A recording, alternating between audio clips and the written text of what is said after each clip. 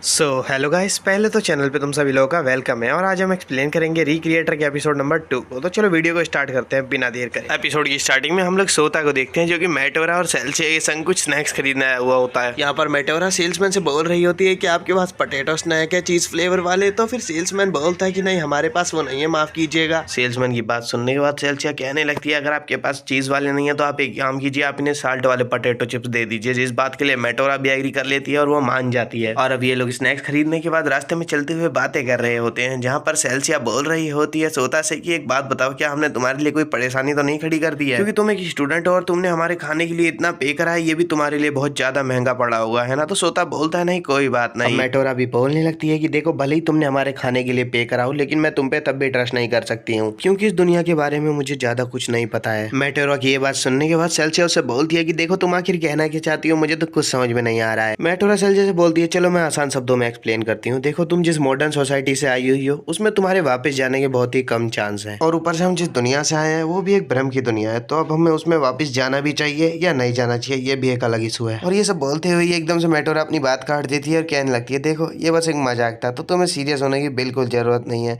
और वैसे भी अब मैंने तुम्हारे दिल पे जो बोझ था वो खत्म कर दिया है, तो अब तुम्हें बहुत ही ज्यादा लाइटली फील हो रहा है ना। और अब इसके साथ ही यहाँ पर सीन शिफ्ट होता है और डायरेक्ट सोता के घर पे आ जाता है। यहाँ पर मेटोरा बोल रही होती है तो मेरे ख्याल से हमें कल के बारे में बात कर लेनी चाहिए। तभी सेल्सिया भी बोलती है कि हाँ जब तुम कल चली गई थी, हाँ हमें कल के बारे में ही कुछ बातें कर लेनी चाहिए। तभी मेटोरा वहाँ पे खड़ी हो जाती है और खुद को इंट्रोड्यूस करने लगती है कि मैं हूँ मेटोरा ओस्टेरिच और मैं एक लाइब्रेरियन हूँ 1000 माइल्स से, और मैं जहाँ से आई हूँ उस जगह का नाम है कस्ट वंडर कमर, और ये जगह बिल्कुल टेबल लैंड के एंड में मिलेगी तुम्हें। मेटोरा ने बस अपना इंट्रोडक्शन दिया ही था कि तभी सोता बोलने लगता है बीच में अवालकिन, अरे मैं जानता हूँ इस बारे में। सोता मेटोरा को बताने लगता है कि उसने उसकी पूरी गेम क्लियर कर रखी है। इस बात को सुन के मेटोरा उससे बोलती है कि तुम्हें बहुत बहुत बधाई अगर तुमने गेम को क्लियर कर रखा है तो। अब मेटोरा सोता से बोलती है कि वैसे तुम्हारी जर्नी कैसे बीती थी हीरो हैं? वैसे वो हीरो तुम ही थे जिसने हमारी गेम को क्लियर करा था, तुम्हारा बहुत बहुत शुक्रिया। सोता भी अपनी तारीफ सुन के बहुत ज्यादा शर्माने लग जाता है और वो कहने लगता है देखो ऐसा मत कहो प्लीज, मैं कोई हीरो वीरो नहीं हूँ, लेकिन फिर भी जो गेम मैंने खेली वो बहुत ही ज्यादा मजेदार थी। मेटोरा उसकी ये बात सुन के कहने लगती है तुम्हारा शुक्रिया, और मुझे ये बात जान के बहुत ही ज्यादा अच्छा लगा। वो दोनों बातें कर ही रहे होते हैं कि तभी सेल्सिया भी बोलने लगती है कि मेरे ख्याल से मैं भी इस दुनिया को जानने लगी हूँ। सेल्सिया अब सोता के पास जाती है और उससे बोलने लगती है तुम मेरे बारे में काफी कुछ जानते हो है ना सोता, तो इससे तुम्हें कोई प्रॉब्लम भी नहीं होगी अगर हम दोस्त बन जाएंगे तो। सेल्सिया ने इतना बस बोला ही था कि मेटोरा भी बोलने लगती है वैसे जानते तो तुम मेरे बारे में भी बहुत कुछ हो। मेटोरा सोता से बोलती है कि मेरी बात ध्यान से सुनो, हम तुम्हारे लिए कोई भी प्रॉब्लम नहीं खड़ी करना चाहते हैं, इसलिए तुम्हें भी हमारे संग कोऑपरेट करना चाहिए। सोता पूछने लगता है ये बात सुन के अच्छा कोऑपरेट, वो भी किस तरह का? तो फिर मेटोरा उसे बताती है कि देखो मैं तुम्हारा होमवर्क कर दे करूंगी इसके बदले। होमवर्क का नाम सुनता ही सोता बहुत ज्यादा खुश हो जाता है और तभी मेटोरा से बोलने लगता है कि अच्छा सच में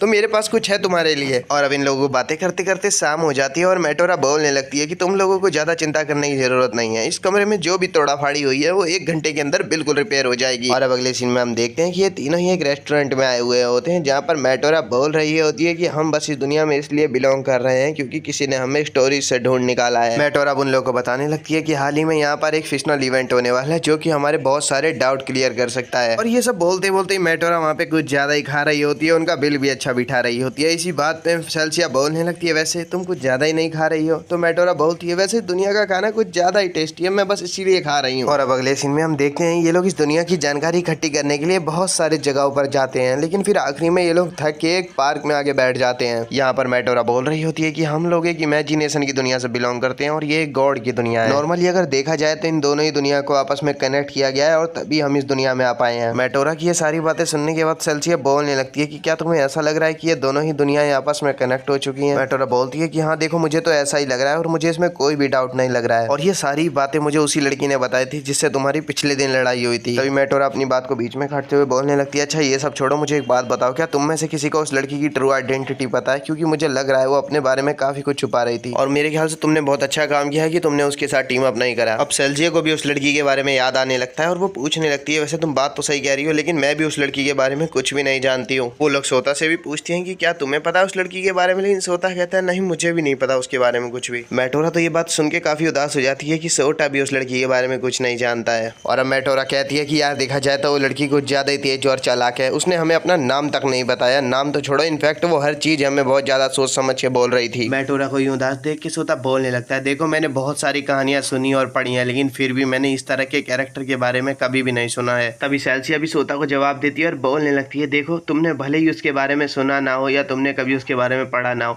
लेकिन वो तुम्हें बहुत अच्छे से जानती थी। सेल्सिया की ये बात सुन के तो सोता बहुत ज्यादा हैरान रह जाता है, वो बोलने लगता है लेकिन मैं सच में उसके बारे में कुछ भी नहीं जानता हूँ। तभी मेटोरा भी बोलने लगती है अब तो एक ही रास्ता बचा हुआ है, हमें उसकी ट्रू आइडेंटिटी का पता लगाना होगा और उसका एम क्या है आखिर। और अब सीन यहीं से शिफ्ट हो जाता है और अब हम इन तीनों को वापस सोता के घर पर देखते हैं और हम सोता को देख रहे होते हैं, वो कोई ढूंढ रहा होता है अपने पीसी में। उसको इतनी मेहनत करते हुए देख के मेटोरा बोलने लगती है कि तुम्हें इतनी मेहनत करने की जरूरत नहीं है, तुम कहो तो मैं अपनी मैजिक बुक से बहुत आसानी से उसे ढूंढ सकती हूँ जिसकी तुम रिसर्च कर रहे हो। सेल्सिया मेटोरा की बात सुन के उससे बोलने लगती है देखो मेरी बात ध्यान से सुनो, तुमने जो रूम रिस्टोर करने के लिए मैजिक यूज किया था उसने भी वर्क नहीं करा है और ये किसी और को नहीं बल्कि मेटोरा के क्रिएटर को ढूंढ रहे होते हैं और आखिरकार उनकी लोकेशन इन्हें मिल भी जाती है। अब सोता बोलने लगता है क्योंकि अब हमें इनकी लोकेशन मिल चुकी है, चलो हम बस या ट्रेन का यूज करके इनके पास चलते हैं। बस या ट्रेन का नाम सुनकर तो सीधा ही मेटोरा बोलने लगती है कि क्या कह रहे हो आखिर, तुम क्या करोगे बस या ट्रेन से जाकर, जबकि मैं तुम्हें अपनी मैजिक से बहुत आसानी से वहां पर ले जा सकती हूँ। सेल्सिया उसकी बात काटती है और बोलने लगती है कि हाँ नहीं, तुम्हारे मैजिक से तो बिल्कुल भी नहीं, हम एक काम करते हैं, हम एक बाईसाइकिल अफोर्ड कर लेते हैं जाने के लिए। और क्योंकि ये दोनों बहुत ज्यादा लड़ रहे होते हैं तो सोता बोलने लगता है कि क्या तुम प्लीज लड़ना बंद कर सकती हो। सोता उन लोगों को बताने लगता है देखो हम उनसे चाहकर भी नहीं मिल सकते हैं क्योंकि हमें उनसे मिलने के लिए गुड रीजन चाहिए और हमारे पास कोई रीजन नहीं है उनसे मिलने का, इसलिए वो हमें अपना टाइम नहीं देने वाले हैं। सेल्सिया सोता की ये बात सुनने के बाद बोलने लगती है अच्छा तो हम एक काम कर सकते हैं, तुम एक काम करो, तुम मेरे क्रिएटर को फाइंड आउट करो। अब सोता भी सेल्सिया की बात को मान जाता है और उसके क्रिएटर को फाइंड आउट करने लग जाता है, लेकिन वो जैसे उसके क्रिएटर का फाइंड आउट कर रहा होता है तो सेल्सिया तो उसे बड़ी अजीब निगाहों से देख रही होती है और वो पूछने लगती है उससे ये तस्वीर जो तुमने अपने डिस्प्ले पे लगा रखी है आखिर ये क्या सोच के तुमने लगा रखी है। अब आखिरकार सेल्सिया के क्रिएटर का लोकेशन सोता को मिल जाता है और उसका फेस भी मिल जाता है। सोता कहता है सेल्सिया से देखो ये है तुम्हारे क्रिएटर। सेल्सिया जैसे अपने क्रिएटर का फेस देखती है वो कहने लगती है वो अच्छा तो ये है मेरे क्रिएटर, मेरे ख्याल से मुझे एक बार इनसे मिलना चाहिए और इन्हें हाय कहना चाहिए। और ये सब वो करते हुए बहुत अजीब बर्ताव कर रही होती है, इसका मतलब उसे उसका क्रिएटर पसंद नहीं आया है। उन दोनों की बातें चली रही होती है कि तभी मेटोरा सोता से पूछने लगती है कि मुझे एक बात बताओ सोता, क्या तुम्हें मेरे वर्ल्ड से रिलेटेड गेम्स पसंद है और सेल्सिया के वर्ल्ड से रिलेटेड मांगा भी पढ़ना तुम्हें पसंद है। सोता जवाब देता है हाँ मुझे ये दोनों ही पसंद है बहुत ज्यादा। सोता की ये बात सुनने के बाद तो सेल्सिया बहुत ही ज्यादा खुश हो जाती है और तभी उसकी नजर एक बुक की ओर चली जाती है और वो उस बुक को खोलने वाली होती है, लेकिन तभी सोता उसे रोक देता है और कहने लगता है प्लीज इसे मत ओपन करो तुम। सोता को ऐसा करते हुए देख के मेटोरा उससे बोलने लगती है सोता मुझे एक बात बताओ, क्या तुम भी एक मांगा क्रिएट करने की कोशिश कर रहे हो। सोता बोलता है हाँ मैं कोशिश तो कर रहा हूँ पर मैं अभी भी इसे पूरा क्रिएट नहीं कर पाया हूँ। मेटोरा सोता की बात सुन के उससे बोलने लगती है देखो अपनी स्किल को ज्यादा से ज्यादा इंप्रूव करो और इसे कभी भी रोकना मत इसे इंप्रूव करने से, क्योंकि अगर तुमने इसे गलती से भी रोका तो ये बिल्कुल बेकार हो जाएगी और किसी काम की नहीं रहेगी। तुम्हें तो पता ही होगा कि मिलियन से ज्यादा स्टोरीज सबमिट होती हैं और कुछ ही स्टोरीज वर्क कर पाती हैं, ये बिल्कुल ऐसा ही है जैसे कि गैलेक्सी में बहुत सारे स्टार्स हैं। मेटोरा की ये बात सुन के तो जैसे कि सोता की आंखें से खुल जाती हैं और वो बहुत ज्यादा हैरानी में पड़ जाता है। और अब यहीं से सीन शिफ्ट हो जाता है और डायरेक्ट सेल्सिया के क्रिएटर पे आ जाता है, जहाँ पर सेल्सिया का क्रिएटर देख रहा होता है जो कि सोता ने उसको मैसेज किया होता है और तभी उसकी नजर सेल्सिया की पिक पे चली जाती है और वो तो बहुत खुश हो जाता है उस पिक को देख के। और अब तो वो मूड बना चुका है कि सोता ने जो रिक्वेस्ट डाली है उससे मिलने की वो जरूर उसे मिलने जाने वाला है। और अब अगले सीन में हम देखते हैं कि सवेरा हो जाता है और ये तीनों ही सेल्सिया के क्रिएटर से मिलने आए हुए होते हैं और उन्हें वो मिल भी जाता है। मेटोरा इशारा करने लग जाती है देखो सेल्सिया हो रहा तुम्हारा क्रिएटर।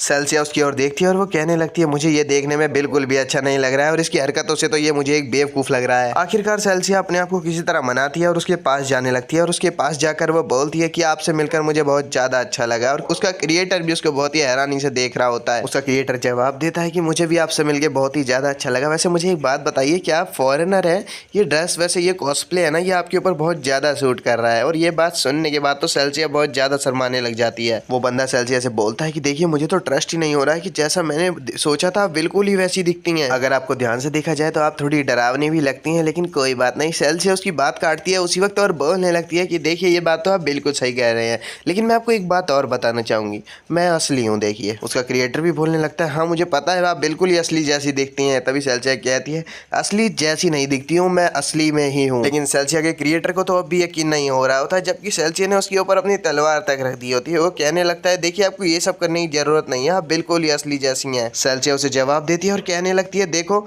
मैं असली जैसी नहीं हूँ, मैं तुम्हें फिर से बताती हूँ मैं असलियत में ही हूँ। इससे पहले कि सेल्सिया उसे ट्रस्ट कराने के लिए और कुछ करती उससे पहले ही सोटा और मेटोरा बीच में आ जाते हैं और वो उसके ऑथर से बोलने लगते हैं कि इसका यकीन कीजिए ये रियल में है, ये कोई हेलोवीन या फिर ये कोई कॉस्प्ले नहीं है। और अब वो ऑथर उन दोनों से भी पूछने लगता है मेटोरा और सोता से कि तुम दोनों कौन हो वैसे। और अब वो लोग बातें कर ही रहे होते हैं तभी सीन एक लड़की की ओर जाता है जिसे देखकर सभी बच्चे चिल्ला रहे होते हैं देखिए वो तो माँ की माँ है। और अब वो लड़की भी कहती है कि यहाँ पे जितने भी लोग हैं सभी लोग मेरी आइडेंटिटी जानते हैं। मेटोरा भी उसी लड़की को देखने लग जाती है और तभी वो सोता से पूछती है मुझे एक बात बताओ आखिर ये है कौन। तो सोता उसे बताता है कि ये मैजिकल स्लेयर माँ की माँ है। आखिरकार माँ की माँ की नजर भी इन लोगों पे चली जाती है और वो बोलती है तुम गाइस, मैं तुम ही लोगों को तो इतनी देर से ढूंढ रही थी, आखिर कहाँ थे तुम लोग। और अब अगले सीन में हम माकीमा को इन सभी लोगों से बातें करते हुए देखते हैं, जहाँ पर माकीमा सेल्सिया से बातें कर रही होती है। तो सेल्सिया उससे बोलती है कि क्या तुम मेरे को अपने आप से इंट्रोड्यूस करने की कोशिश कर रही हो। माकीमा बोलती है हाँ, मेरे ख्याल से मुझे तुम लोगों के नाम याद थे। वैसे देखा जाए तुम्हारा नाम था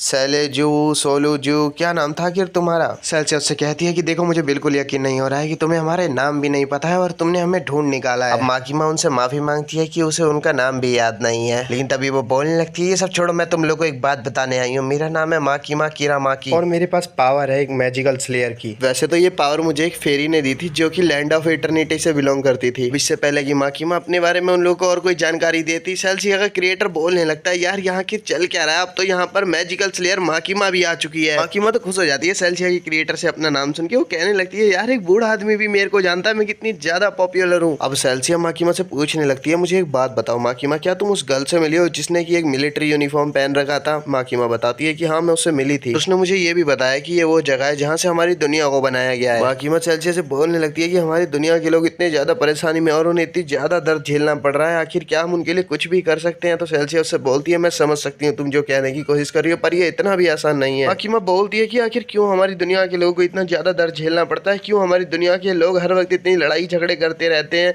मैं गॉड्स को बिल्कुल माफ नहीं कर सकती हूँ जिन्होंने ऐसी दुनिया बनाई है जिसमें कि हम एग्जिस्ट करते हैं। सेल्सिया उससे बोलती है हाँ तुम बिल्कुल सही कह रही हो और मैं तुम्हारी बात से बिल्कुल सहमत हूँ, लेकिन मैं फिर भी तुमसे एक बात कहना चाहती हूँ। अब मैं समझ चुकी हूँ कि हमारी दुनिया के जो भगवान है आखिर वो किस तरह के हैं। नामिका सेल्सिया से कहती है कि रहने दो, तुम मेरी बात को समझ ही नहीं सकती है। और ऐसा कहते हुए वो अपने आप को ट्रांसफॉर्म कर लेती है। मामिका का ट्रांसफॉर्मेशन देख के तो सभी लोग बहुत हैरान हो रहे होते हैं और वो सोच रहे होते हैं यार क्या यहाँ पर कोई शो चल रहा है। सेल्सिया तो मामिका को ट्रांसफॉर्म होता हुआ देख के उसके पास जाने लगती है, तभी मेटोरा उसे रोकती है और कहती है देखो मेरी बात ध्यान से सुनो, यहाँ कोई भी ट्रबल खड़ा मत करना तुम। लेकिन वो दोनों ही उसकी बात नहीं सुनते और तभी हम देखते हैं कि वो दोनों ही खिड़की तोड़ के बाहर कूद जाते हैं। और अगर देखा जाए तो ये दोनों ही अब लड़ना चालू कर देते हैं और पब्लिक भी इस लड़ाई को देख रही होती है बहुत ही ज्यादा हैरानी से। मामिका के अटैक तो इतने ज्यादा स्ट्रांग होते हैं कि पूरी की पूरी बिल्डिंग ही टूटने लग जाती है और तभी मेटोरा बीच में आ जाती है इससे पहले कि वो बिल्डिंग लोगों के ऊपर गिरती। ये लड़ाई तो वो सेल्सिया का क्रिएटर भी देख रहा होता है और वो बोलने लगता है सोता के पास आके आखिर ये सब चल क्या रहा है, क्या सच में ये सारे कैरेक्टर रियल है। सोता उसे जवाब देता है और बोलने लगता है कि आखिर ये किस तरह की बात हुई, मैं आपसे कितनी बार बोल चुका हूँ ये सच में रियल है। सीन वापस मामिका और सेल्सिया की ओर जाता है और अब तो इनकी लड़ाई और ज्यादा खतरनाक तरीके से होने लग जाती है। हालांकि पहले तो सेल्सिया मामिका को बहुत अच्छी टक्कर दे रही थी, लेकिन अब मामिका सेल्सिया के ऊपर भारी पड़ने लग जाती है। सेल्सिया को भी लड़ते लड़ते समझ जाने लग जाता है कि ये इसे लॉन्ग रेंज में नहीं जीत सकती है, इसीलिए वो उसके पास जाने लगती है, उसके पास अटैक करने। लेकिन वो जैसे ही उसके पास जाती है मामिका तो उसके ऊपर अपना मैजिक चैंट कर देती है। मामिका ने जो सेल्सिया के ऊपर अटैक किया था उसका नाम था मैजिकल स्प्लैश और ये अटैक इतना ज्यादा पावरफुल था कि सेल्सिया तो बहुत दूर जाके गिरती है इस अटैक के झटके से और उसकी तो हालत ही बिगड़ जाती है, यहाँ तक वो दर्द से चिल्लाने लग जाती है। सेल्सिया को इतनी बुरी तरह चिल्लाते हुए देख के मामिका उसके पास जाती है और उससे बोलने लगती है मैं तुम्हें दर्द नहीं देना चाहती थी और ये तुम्हारे खून कैसे निकल रहा है, तुम्हारे खून कैसे आ सकता है, आखिर हमारे यहाँ तो खून एग्जिस्ट ही नहीं करता है। सेल्सिया उससे कहती है कि मेरी बात ध्यान से सुनो, ये तुम्हारी दुनिया नहीं है, यहाँ हर वो चीज एग्जिस्ट करती है जो तुम्हारी दुनिया में नहीं करती है। बस इसी वजह से मेरी स्टोरी तुमसे बिल्कुल अलग है और मैं भी तुमसे बस यही कहना चाहती हूँ कि फैंटेसी की दुनिया में जीना अब तुम बंद कर दो। सेल्सिया की ये बात सुन के मामिका जल्दी से उसके पास जाती है और कहने लगती है देखो ऐसा मत कहो प्लीज, तुम्हें इतना भी श्योर होने की जरूरत नहीं है। लेकिन सेल्सिया तो मामिका की बात पे ध्यान ही नहीं देती है और उसके ऊपर स्लैश कर देती है जिसकी वजह से उसके पेट पे भी एक कट आ जाता है। मामिका सेल्सिया से बोलने लगती है प्लीज तुम ऐसा मत करो, मैं तुम्हें चोट नहीं पहुंचाना चाहती हूँ। लेकिन सेल्सिया उससे कहती है बिल्कुल भी नहीं, तुमने जो करा है अभी से खत्म करो। तुम्हारी जो दुनिया है वो रीजनेबल लोगों से भरी पड़ी है, लेकिन हमारी जो दुनिया है